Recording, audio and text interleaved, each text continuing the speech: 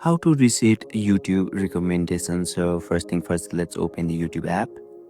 And now you can see there is a U option just down below of this section at the right side. So once you tap on U option, you can see there is settings icon at the top right corner of this section. So just tap on that settings icon.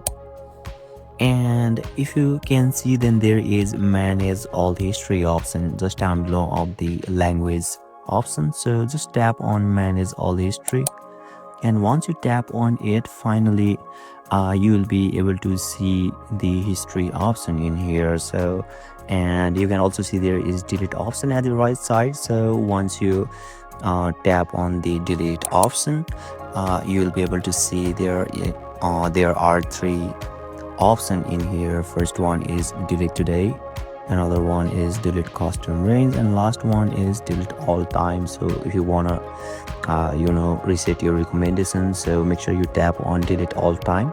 So once you tap on it, yeah, you will be able to reset your recommendation of YouTube successfully. So basically this is how, and this is the process to reset your recommendation on YouTube. And if you still encounter any issue during this process, feel free to leave a comment and I'll be happy to assist you.